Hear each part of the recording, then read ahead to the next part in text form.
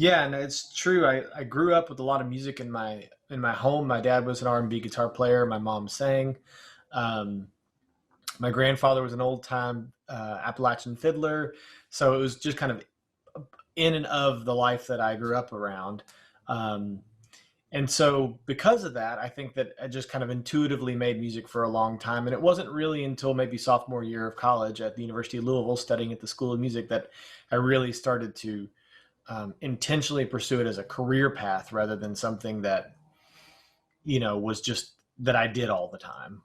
And that at that point, I was already doing a lot of touring around the country, around the world with different bands, including artists like Otis Taylor and Abigail Washburn and Bela Fleck. Um, and one of the great things about the School of Music is that they were very flexible with me as a performer. They made room for me to be able to go out and be gone for few, maybe 5 weeks a semester sometimes, interspersed over weekends and such, to be able to go and pursue my career as long as I kept my studies going. They were okay with that, and I really appreciate that. That's something that might not have been possible at other institutions. So you said it was your sophomore year that it really kind of became a real thing to you, like, whoa, this could be a career. What was it that led you to pick the University of Louisville? Why did you choose U of L against all the other schools? Yeah, well, I think like a lot of folks in high school, I wasn't really feeling the whole college pursuit right out of high school. But I did take the time to visit a few different schools. I was studying with the cello professor at the University of Kentucky, so I felt like I'd really kind of, certainly not exhausted because Dr. Karp is an incredible cellist, but I kind of spent a lot of time with him as a teacher. So I was looking for something a little bit different, and I looked at a couple different schools. And when I came up to visit the University of Louisville and auditioned for the school, I really, first of all, appreciated the kind of community vibe of the School of Music. There's that wonderful communal area that's right in the middle. I loved the quad and kind of the campus vibe of U of L. But really, it was kind of the greater community of Louisville that attracted me. And there was one particular moment that locked me in. I was in the Highlands grabbing lunch with my parents, and I heard just this incredible thunderous drumming in nearby somewhere. And I was like, what is that? It sounded so, it was so energetic and authentic. And so it turns out that there was a drum circle going on upstairs from what used to be Twice Told Coffee and Books. And it was a Nigerian drummer who was in town from Africa and connected through all these different things. And I just stood there in this drum circle and this thundering sound, and I was like, this is the energy that I want to be around. And that's really continued. When I was at university, I did a lot of collaborating off campus, and certainly since graduating, I've continued to collaborate in Louisville with different arts organizations and individuals. And that's the thing that I love about Louisville, is that it feels collaborative and accessible.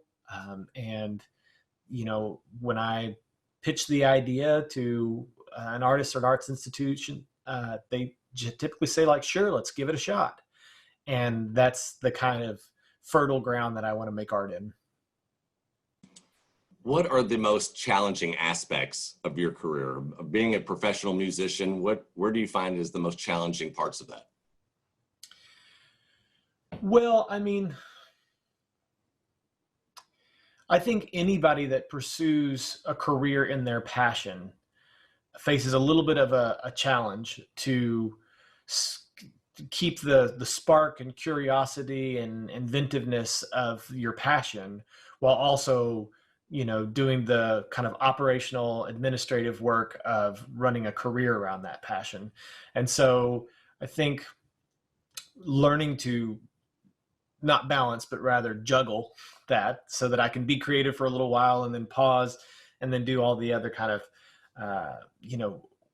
marketing and accounting and all the other things that it takes to run a business is really challenging. So I think that one of the things I didn't have the language for at the time, but that I now know, is that as a musician, you need to be very entrepreneurial, and there are a lot of skills and then habits to build out of those skills that entrepreneurs have, that business leaders have, that that we don't often cross by or learn as artists. So that's one of the big challenges. And then zooming into the now times, and the reason that we're here having this interview over Zoom, this COVID crisis has really exposed a lot of inequities in Louisville and, of course, in our nation. And some of those are around the gig economy and the service industries. Those are, there's not a lot of safety net under those. And even though they're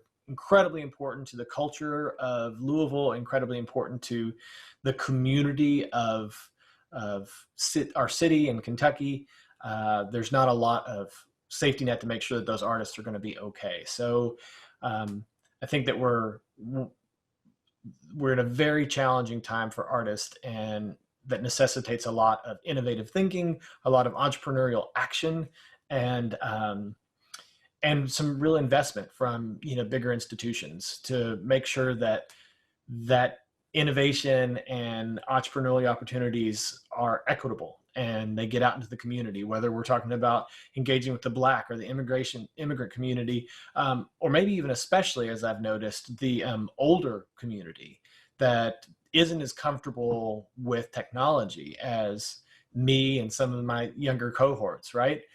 It's not a big deal for us to, start figuring out how to plug in cameras and interface audio and do some live streaming. But, for the older community, that feels real foreign.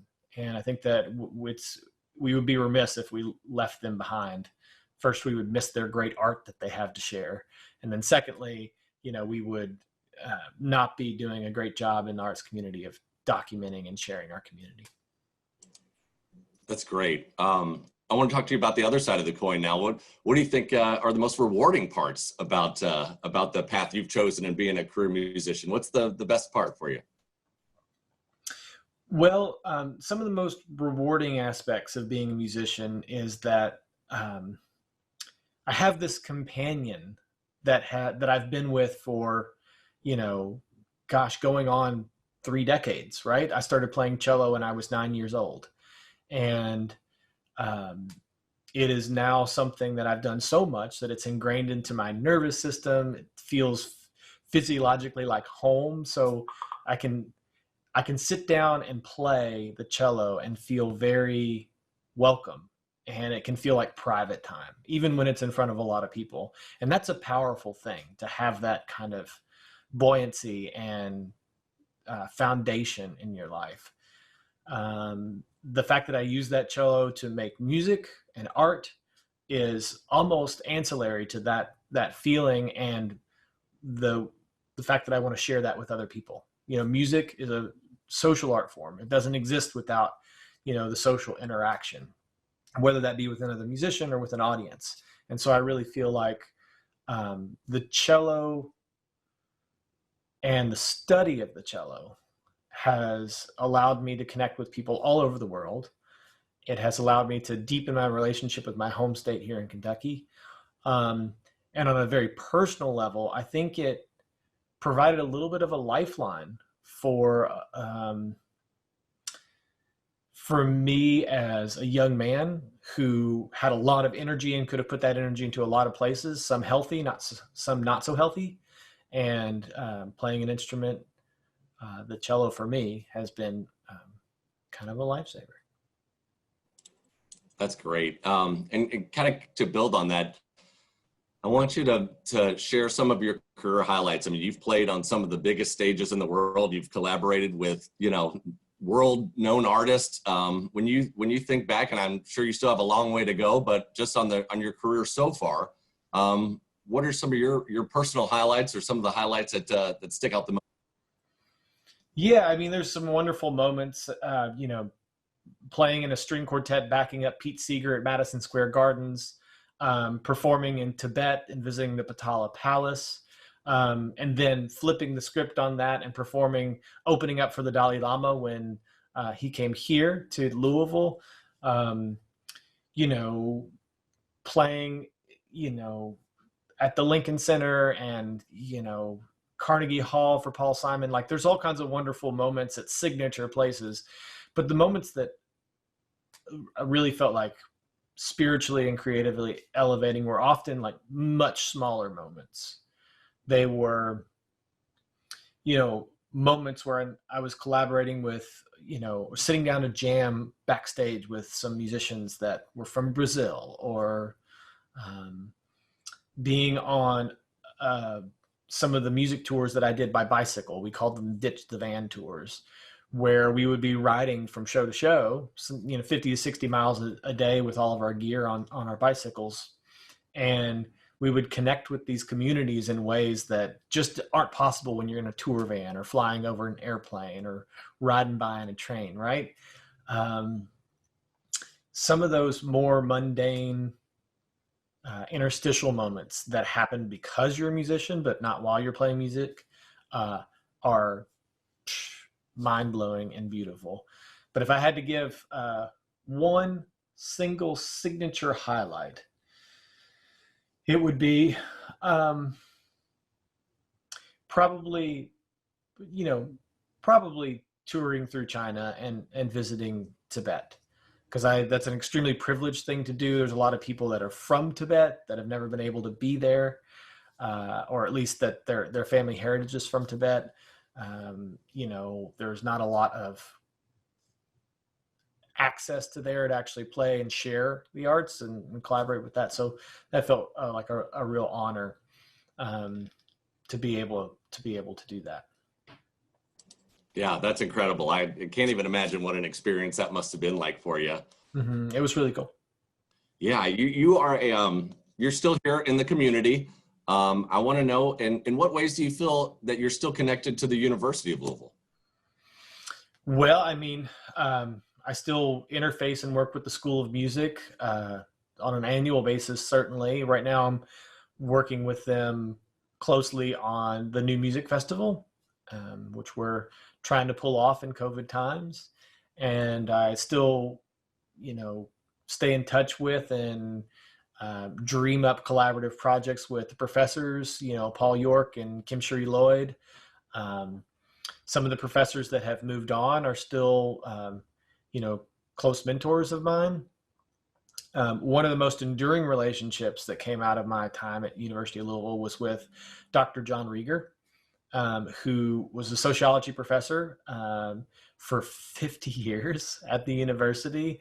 He was chair of the sociology department, but he also had a great love for music, and he sat on the jury for the Grawemeyer Award, which is one of the most prestigious and largest cash prizes in the classical world.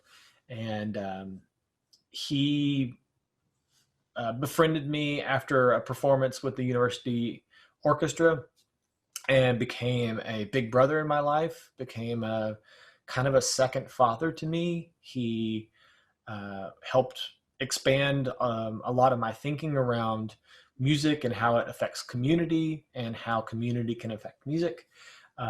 He taught me photography. He taught me how to do my taxes. He did all the things that I could hope for. And he just recently passed away in July. And of course, there's a lot of people that are experiencing this feeling of loss in the middle of a pandemic. And it's such a lonesome time to pass away.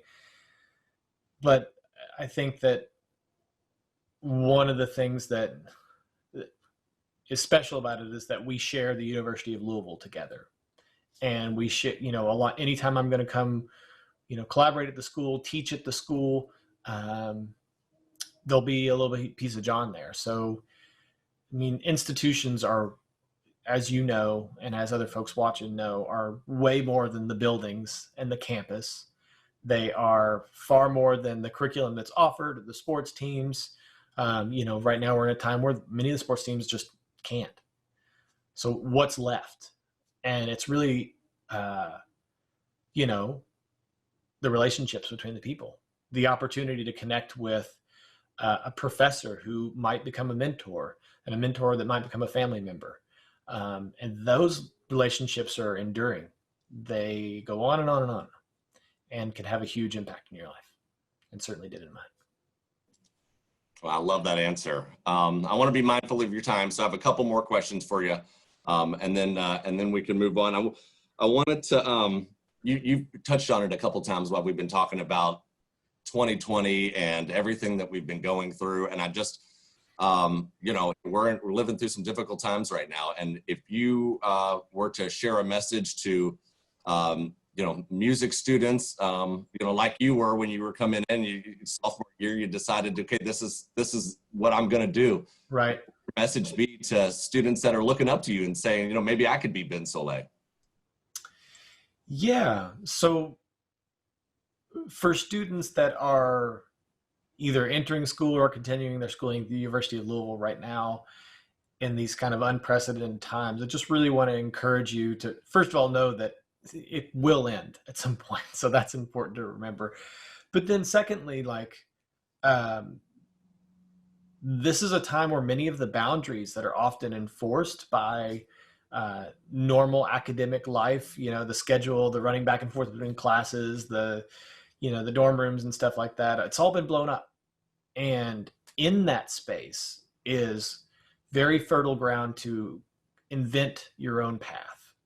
So, to use a kind of agricultural metaphor, you can till this ground and kind of grow whatever you want. That can be connections with international programs that can inform your degree. That can be new online resources that never existed before through different platforms. That can be going ahead and learning professional skills that are related to your life that are now suddenly absolutely free, where once they were quite expensive to access. That can be leveraging time in a new way with friends and creating new media and art. This is kind of because it's unprecedented, there's also there's no boundary or ceiling or expectation of what you can or should do. It's just, we're all making this. So encourage you to experiment a lot and feel emboldened to try new things. That's great. I want to ask you, with all that you have going on, I mean, you have so much to offer the community of Louisville, the University of Louisville, even the world of music with your mind and talents. What's on the horizon for you? How do you see the next 5 to 10 years of your career, your personal life shaking out? What's your next challenge? Right. So over the next 5 years, I really hope to continue expanding the scope of my creative output. Right now I'm doing a lot of film scoring. I'm working with director Robin Wright on her first film. And that's a really big thrill for me because I was such a huge fan of The Princess Bride growing up. And so working with the princess is pretty amazing. And going forward, I'd love to do more of that and work on bigger features. I also would like to, expand the scope of making a record to start making short films, maybe even eventually direct a movie. I really enjoy the dialogue that happens between moving picture and sound, and maybe even be a part of the movement into immersive media around that. So that includes, virtual reality and augmented reality, and other experiential opportunities of people going in spaces and experiencing that stuff. And then, later on down the line, I want to continue my my advocacy and public service in some way, shape, or form. I don't know if that takes shape as being more deeply involved in local city government, or if that expands to being something involved around the state. But I really would like to deepen my involvement in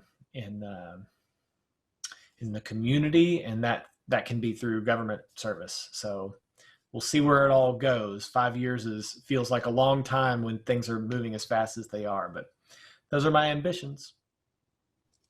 Well, I think that's awesome. And whatever you have going on in the future, you can count on me, and I got you wherever your journey takes you. And I hope the next time you're on campus and we're on campus together, next time you're doing something at School of Music, shoot me a text, because I'd love to run down and say hi to you and introduce you to our staff here in the alumni office. Oh, that'd be great.